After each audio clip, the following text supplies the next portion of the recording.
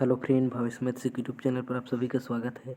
आज की इस वीडियो में हम लोग बात करेंगे लैंग्वेज स्किल के बारे में। ठीक है, तो लैंग्वेज मतलब होता है भाषा और स्किल मतलब होता है कौशल। तो सबसे पहले इसमें हम लोग आज बात करते हैं कि बच्चे ना भाषा को सीखते कैसे हैं। ये जो बच्चा है या कोई भी बच्चा रहे वो भाषा को कैसे सीखता है।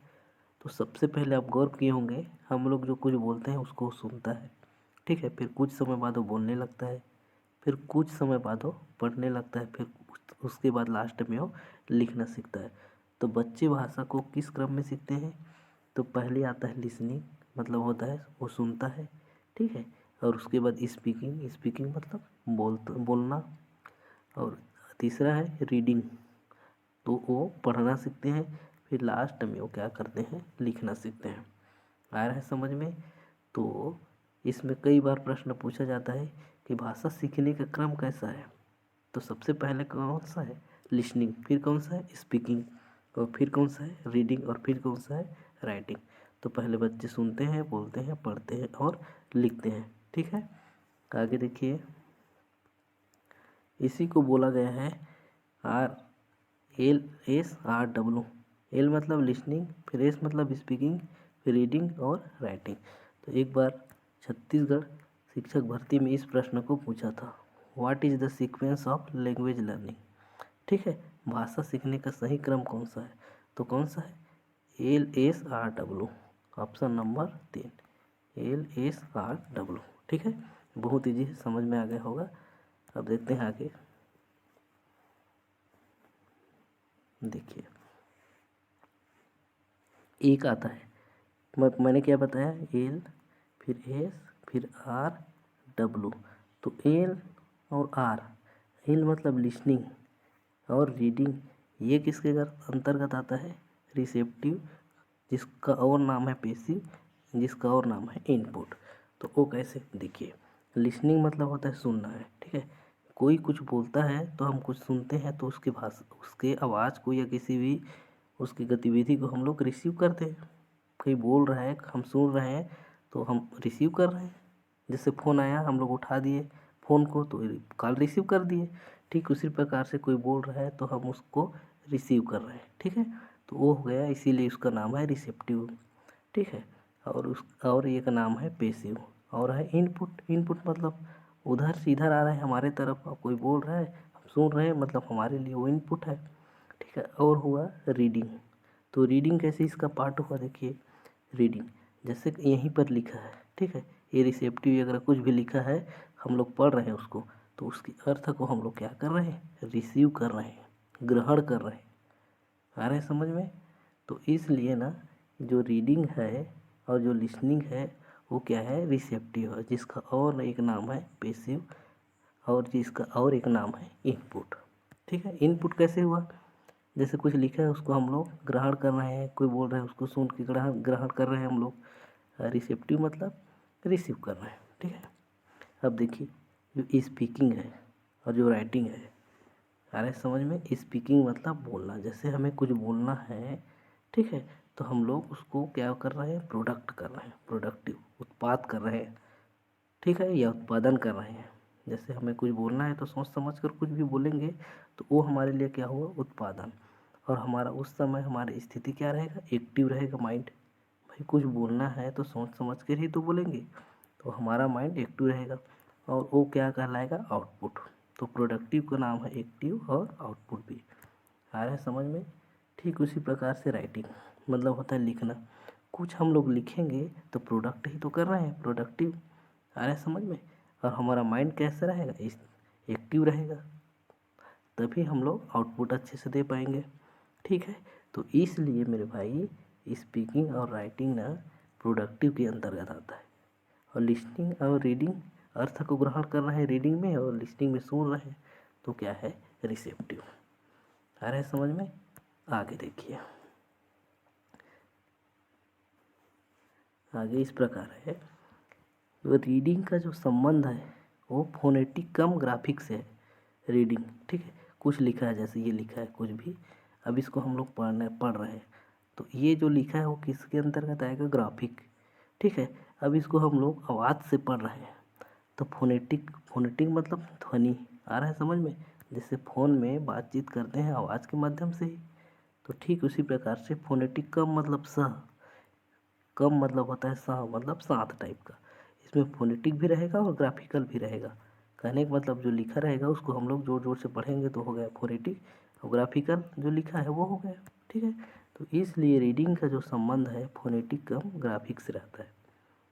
ठीक है, अब देखिए दूसरा है लिसनिंग का संबंध। लिसनिंग मतलब होता है सुनना। सुनने का संबंध किसने है?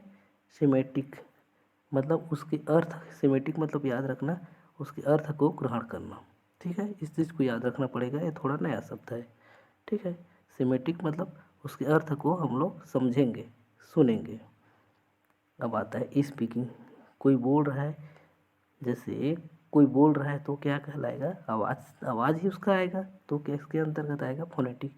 जैसे फ़ोन में हम लोग बात कर रहे हैं, ठीक है, तो उसमें आवाज़ का ही तो आदान प्रदान हो रहा है, तो इसलिए वो स्पीकिंग वाला का आएगा फोनेटिक में, राइटिंग वाला आएगा ग्राफिक में। भाई राइटिंग लिखा है कुछ, ठीक है, या हम लोग कुछ लिख रहे हैं, तो क्या कहलाएगा? ग्राफिकल के अंतर्गत आएगा। ठीक है, आगे होगा संबंध में, समझ में। अब देखते हैं आगे। अब सबसे पहले हम लोग देखेंगे लिसनिंग को देखेंगे। ठीक है, देखिए लिसनिंग मतलब होता है मेरे भाई सुनना। ठीक है, सुन रहे हैं तो मतलब अर्थ रिसीव कर रहे हैं उसके आवाज़ को। माइंड कैसा रहेगा? पेसिव रहेगा, एक्टिव नहीं रहेगा। और इनपुट, सुन रहे हैं मतलब इनपुट। ठीक है, तो ये ना मेरे भाई चार प्रकार से होता है: active skill, passive skill, critical listening और इंटेंसिव लिसनिंग। ठीक है, देखिए एक्टिव लिसनिंग मतलब दिमाग ना एक्टिव रहेगा, आ रहा है समझ में? तो इसमें एक्टिव कैसा रहेगा? लिसनिंग एंड रिस्पॉन्स, मतलब कोई कुछ बोल रहा है उसको हम लोग सुन रहे हैं और कुछ रिस्पॉन्स कर रहे हैं। ठीक है, तो वो क्या कहलाएगा? Active listening. जैसे मैं यूट्यूब में भी आपको पढ़ा रहा हूँ, आप रिकॉर्डेड वीडियो देख रहे हैं, ठीक है, या सुन रहे हैं मेरी आवाज़ को, लेकिन आप उधर से कुछ बोल रहे हैं उसको तो मैं नहीं सुन रहा हूँ। ठीक है, तो वो क्या कहलाएगा? Listening plus without response. आ रहा है समझ में? ऐसा स्किल जिसमें दोनों एक दूसरे से बात कर रहे हैं, ठीक है, वो क्या कहलाएगा? Active listening. जैसे हम लोग फ़ोन में बात कर रहे हैं या आमने सामने बात कर रहे हैं, तो एक दूसरे से मतलब एक सुन रहा है और दूसरा रिस्पॉन्स कर रहा है, तो वो क्या कहलाएगा? एक्टिव। दूसरा है पेसिव। जैसे यूट्यूब का आप वीडियो सुन रहे हैं, ठीक है, आपको कोई रिस्पॉन्स नहीं कर रहे हैं, मैं जो बोल दिया हूँ रिकॉर्डिंग हो गया है, आप लोग सुन रहे हैं, ठीक है, तो है पेसिव। एक है क्रिटिकल, मतलब जजमेंट, मैं अच्छी अच्छी बातों को बोल रहा हूँ, उसको आप लोग सुन रहे हैं, ठीक है। कुछ शब्द ऐसे भी है जिसको मैं गलत भी बोल सकता हूँ, या बोलने का तरीका या स्पेलिंग उच्चारण गलत भी हो सकता है, तो आप लोग उसको यदि ध्यान से सुन रहे हैं तो वो है क्रिटिकल लिसनिंग। ठीक है, इंटेंसिव लिसनिंग, इसके अंतर्गत आता है। इंटेंसिव मतलब बड़ा ध्यानपूर्वक आप उसको सुन रहे हैं, आ रहा है समझ में? जैसे ट्रेन में कहीं जाना है और ट्रेन में अनाउंसमेंट होता है कि गाड़ी संख्या इतना नंबर की प्लेटफॉर्म में आएगा, ठीक है, और इतना बजे यहाँ से छूटेगी। तो जो अनाउंसमेंट हो रहा है, मतलब जिसमें आपको बहुत सुंदर तरीक़े से आपका ध्यान है। जैसे अभी आप लोग शिक्षक भर्ती का या सीटेट का एग्ज़ाम दिलाने जाएंगे, ठीक है, तो गेट के पास ना एक अनाउंसमेंट होता है कि जल्दी आइए, अपना आधार कार्ड वगैरह चेक करवाइए, आइडेंटिफिकेशन। तो उस ये रूम नंबर इतना में, इतना से यहाँ तक का रोल नंबर है, रूम नंबर इतना में यहाँ से यहाँ तक का रोल नंबर है, इस तरह का से कुछ अनाउंसमेंट होगा, ठीक है, उसको आप सुन रहे हैं। तो भाई एग्ज़ाम का बात है तो आप ध्यानपूर्वक सुनेंगे, तो वो क्या कहलाएगा? Intensive listening. ठीक है, आ रहा है समझ में? माइंड एक्टिव है, दोनों जने बात कर रहे हैं, तो पेसिव है, एक जने बात कर रहा है या एक जने सुन रहा है। क्रिटिकल है, मैं गलत सही जो बोल रहा हूँ उसको सुन रहे हो। तो इंटेंसिव है, बड़ा ध्यानपूर्वक। ठीक है, अब आगे बढ़ते हैं। अब पढ़ते हैं स्पीकिंग के बारे में। ठीक है, स्पीकिंग मतलब होता है बोलना, ये प्रोडक्टिव है। भाई मैं जैसे बोल रहा हूँ सोच समझ के तो बोल रहा हूँ, माइंड एक्टिव है तभी बोल रहा हूँ, ये हो गया मेरा आउटपुट।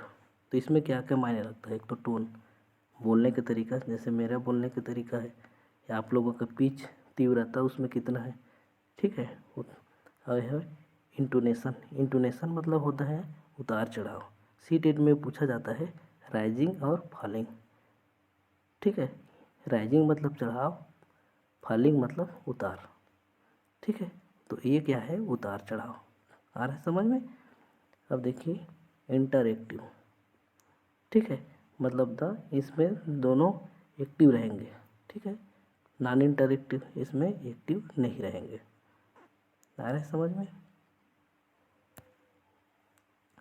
मुख्य रूप से आता है tone, pitch, intonation, interactive, non interactive, ठीक है। अब हम लोग स्पीकिंग में सुधार के लिए क्या क्या कर सकते हैं, तो इसमें याद रखिए रोल प्ले आता है, डिबेट होता है, मतलब किसी के बारे में डिबेट हो गया, ठीक है, क्वेश्चन आंसर पूछकर हम उसमें उसकी स्पीकिंग में सुधार कर सकते हैं कि उच्चारण सही कर रहा है कि नहीं कर रहा है। बातचीत करवा कर भी बच्चों को हम लोग उसकी स्पीकिंग कौशल को सुधारवा सकते हैं। ड्रिल प्रोनाउंसिएशन मतलब शब्दों का सही उच्चारण करवा कर, ठीक है। तो इस तरह से हम लोग 5 तरीक़े से स्पीकिंग में सुधार कर सकते हैं, और बहुत सारे तरीके हो सकते हैं, लेकिन मुख्यतः रूप से इसको याद रखिएगा। Role play, debate, question answer, conversation, drill और प्रोनाउंसिएशन, ठीक है, मतलब उच्चारण पढ़ने का तरीका, ठीक है। सबसे मुख्य है रीडिंग, इसी में से प्रश्न आता है। देखिए रीडिंग, रीड करना है, जैसे ये लिखा है कुछ भी, इसको रीड करना है मतलब रिसीव करना है, पैसिव है, इनपुट है। तो रीडिंग कितने प्रकार का, लाउड रीडिंग, ज़ोर ज़ोर से चिल्ला चिल्ला के पढ़ना, ठीक है, साइलेंट रीडिंग, और इंटेंसिव रीडिंग, और चौथा है एक्सटेंसिव रीडिंग। अब इसको समझते हैं। लाउड रीडिंग का उपयोग ना प्राइमरी लेवल पे बच्चों को सही उच्चारण के साथ पढ़ाने के लिए या पढ़ने के लिए उनको बोलते हैं कि ज़ोर ज़ोर से पढ़ो, ठीक है। साइलेंट रीडिंग गहन अध्ययन के लिए उसके अर्थ को प्रकट करते हैं, ये हाई स्कूल लेवल के लिए या मिडिल के लिए पर्याप्त है, लेकिन बच्चों के लिए पूछेगा तो लाउड स्पीकिंग बेस्ट है, ठीक है। एक है इंटेंसिव रीडिंग, मतलब इंटेंसिव मतलब उसको ध्यानपूर्वक हम लोग रीड करेंगे। आ रहे हैं समझ में। जैसे हो गया ग्रामर को हम लोग रीड करेंगे तो उसमें नियम कानून है, बड़ा ध्यान से करेंगे। किसी भी चीज़ को अगर नॉलेज के लिए पढ़ना है, जैसे हम लोग साइंस विषय पढ़ रहे हैं तो उसको अच्छे से पढ़ेंगे। स्कूल में जो पढ़ाया जाता है इसको अच्छे से पढ़ते हैं, ठीक है। इसमें आता है स्कैनिंग, ठीक है। स्कैनिंग के बारे में थोड़ा सा नीचे को देखने के बाद चर्चा करेंगे, ठीक है।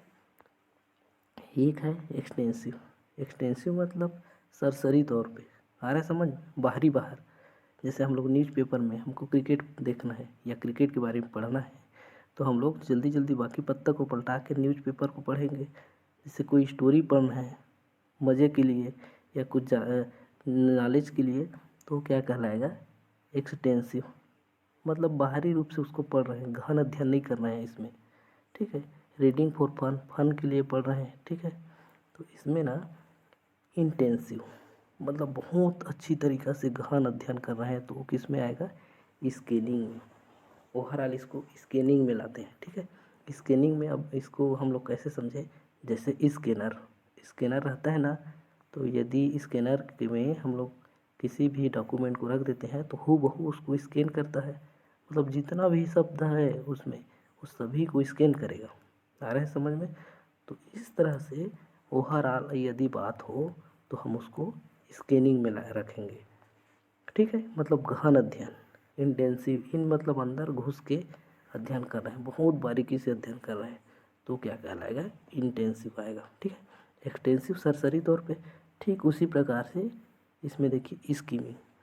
जैसे यूट्यूब में मेरा वीडियो चलेगा, चल रहा होगा, कभी कभी आ जाएगा विज्ञापन और आपको देखना है तो क्या करोगे, स्किप करोगे। स्किप करोगे मतलब उसको सट से हटा दोगे, मतलब उसको सरसरी तौर पर देखोगे।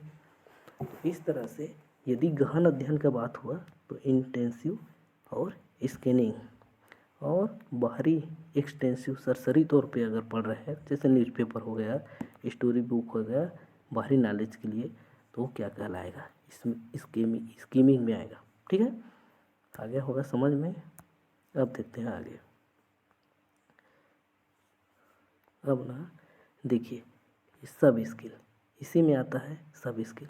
एक इसका भाग है रीडिंग का सब स्किल। देखिए प्रीव्यूइंग, ठीक है, जैसे पहले पुस्तक को हम लोग खरीदने गए तो पहले उसको सरसरी तौर पर देखेंगे क्या क्या दिया है करके। पढ़ने से पहले सरसरी तौर पर देखना ही प्रीव्यूइंग कहलाता है। ये प्रिडिक्शन ना, यहाँ से देखो ये पीस ऐसे काट दो तो यहाँ आ गया रीड टाइप का, है ना, रेड से रीड बना लो। तो इसलिए जो ये प्रिडिक्शन है ना वो रीडिंग के अंतर्गत आता है, ठीक है। प्रीव्यूइंग भी रीडिंग के अंतर्गत, स्कीमिंग और स्कैनिंग भी इसी के अंतर्गत। पैराग्राफिंग, भाई रीडिंग में ही तो पैराग्राफिंग आएगा। यदि ये सब आ गया तो किसके अंतर्गत आएगा, सब skill, previewing, prediction, skimming, scanning, ठीक है। पैराग्राफिंग यदि आ गया तो रीडिंग के अंतर्गत आएगा। याद रखिएगा इस चीज़ को, ठीक है। अब देखते हैं आगे। अब ये बहुत ज़रूरी नहीं है, सरसरी तौर पर इसको देखते हैं। देखिए राइटिंग मतलब होता है लिखना, ठीक है। लिख रहे हैं मतलब अपने दिमाग से तो प्रोडक्ट कर रहे हैं। माइंड कैसा रहेगा, एक्टिव रहेगा। ये क्या है, आउटपुट है। तो कुछ भी लिखने के स्टेप क्या हो सकता है, ब्रेन स्टॉर्मिंग, सबसे पहले विचार आएगा मन में, ठीक है। उसका एक ड्राफ्टिंग मसौदा तैयार करेंगे कि ये चीज़ लिखना है करके सरसरी तौर पर। फिर जो लिखे रहेंगे उसको फिर रिवाइजिंग करेंगे, ठीक है, रिव्यूइंग करेंगे, ठीक है, उसको दोबारा देखेंगे। फिर चौथा है एडिटिंग, ठीक है। फिर उसमें जो जो सुधार करना होगा उसको एडिट करके सुधार करेंगे, कुछ लिखना है तो, ठीक है। फिर रीड्राफ्ट, फिर उसका मसौदा तैयार करेंगे लास्ट, ठीक है। फिर उसको पूरा होने के बाद पब्लिश करेंगे, ठीक है। ये ज़्यादा ज़रूरी नहीं है। इसमें क्या ज़रूरी है कि राइटिंग ना किसके अंतर्गत आता है, तो ये क्या है, प्रोडक्टिव, एक्टिव और आउटपुट स्किल, ठीक है। इसमें एक तरीका है, इसको ज़्यादा देखने की ज़रूरत नहीं है, सरसरी तौर पर देख लो। पहले दिमाग में विचार आएगा, ब्रेन स्टॉर्मिंग, उथल पुथल और ड्राफ्टिंग, उसका आप लोग मसौदा तैयार करेंगे। फिर उसको फिर देखेंगे कहाँ गलती है, फिर उसको एडिट करेंगे। फिर उसके बाद उसको रीड्राफ्ट करेंगे, फिर तैयार करेंगे, फिर उसको पब्लिश करेंगे, ठीक है। आ रहा होगा समझ में। अब देखते हैं टाइप्स ऑफ राइटिंग के कितने प्रकार हो सकते हैं। एक तो कंट्रोल्ड, ठीक है। कंट्रोल्ड मतलब हम लोग जब बच्चे से बोल दिए कि ABCD लिखो तो मतलब फिक्स कुछ लिखने की बोल रहे हैं तो ये क्या है, कंट्रोल्ड है। गाइडेड, जैसे मैं IM से कुछ सेंटेंस बनाऊँ करके बच्चों को बोल दिया तो गाइडेड है, ठीक है, गाइड किया हूँ उसको, आ रहा है समझ में।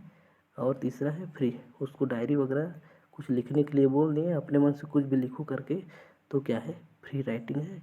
और एक है एडवांस राइटिंग में कोई बुक वगैरह व्याख्या वगैरह करते हैं वो है। जैसे गणित का बुक लिखना है उसको या साइंस का बुक लिखना है तो क्या है, क्या कहलाएगा, एडवांस।